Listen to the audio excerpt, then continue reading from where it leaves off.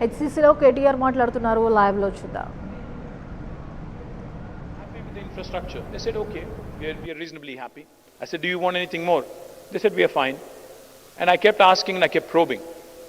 I asked them one question. I said, what do you want to be once you graduate, once you become a graduate or a postgraduate? About 99% of them said, I want to actually be employed. I want to be seeking a job. When I asked them, why do you want to be a job seeker? Why can't you be a job creator? Not many of them actually had a straight answer.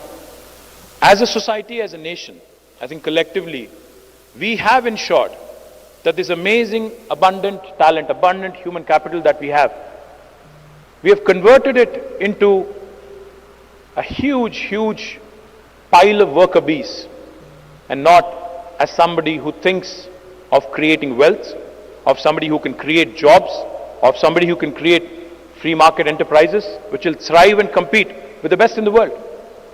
Unfortunately, in the last 75 years of independence, name one single brand from India that has come out which is truly having a global appeal. A real original Indian brand that truly has a brand appeal across the world. If you ask me, look around. You will be holding an Apple phone. You will be holding a Sony phone or a Samsung phone or one of those amazing brands. You must have come in a Toyota or a Honda or even a Suzuki, I don't know, BMW, Mercedes. All of these brands are alien. All of these brands are alien and have been created by small countries, a very small sized population. If you think for a minute, what is Taiwan famous for? Taiwan is famous for semiconductors. Taiwan is famous for electronics. What is Singapore famous for? A small country with about, I think, less than the size of Hyderabad, half the population of Hyderabad, is today almost $1 trillion economy. So what are we talking about here? Singapore can be $1 trillion economy, and a country like India is still dreaming and still talking about $5 trillion. It will happen. 5 trillion will happen. No matter if there is a government in Delhi or Hyderabad, it will happen. Even if there is no government, even if there is no prime minister, even if there is no chief minister, the 5 trillion dream will happen. It doesn't take a government to make that happen. Because it is the industry, it is the private sector, it is the people of this great nation that actually will make it happen. But the question that we need to ask ourselves is, are our leaders, is the leadership of this great nation, in fact giving us a vision of reaching that $25 trillion or $30 trillion or being the highest per capita in the world? It's not about the 5 trillion size. It's about the per capita, how the wealth is distributed among its citizens. On the one hand, India has some of the richest people in the world. The richest. If you look at the top 10 index, I think there are 2 or 3 Indians. I think one of them has slipped out of top 10 yesterday, but that's a different story.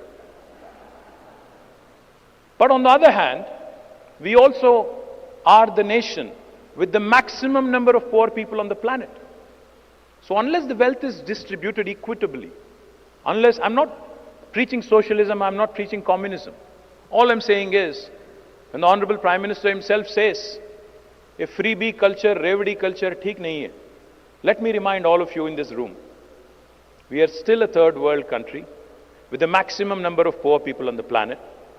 While 5 trillion, 10 trillion goals are laudable, ambitious, noteworthy, praiseworthy, the fact remains, unless a government in India, every government in India, takes care of its most vulnerable, there will come a day when civil strife will ensue. And all those who are sitting here in the comforts of this wonderful auditorium will not be able to have such meetings if there is civil strife. So it is the bounden responsibility, it is the fundamental responsibility of every single government in this great nation to ensure that while the economy grows, the wealth also gets distributed. While the economy grows, the most vulnerable is also taken care of, and ensure that development and welfare go hand in hand. Now in Telangana, we have done exactly that. In the last 8 years, just to give you numbers, our per capita in 2014 in Telangana was 1,24,000 rupees. As of June last year, it rose to 2,78,000 rupees. When the national average, national per capita is only 1,49,000 rupees, Telangana's per capita is 2,78,000 rupees. The GSDP of Telangana was 5 lakh crores in 2014. As of June last year, it rose to 11.55 lakh crores. If I have to sum it up in one line, because we are talking about the 5 trillion economy, if the rest of India performed as well as Telangana did, we would have already been a 4.6 trillion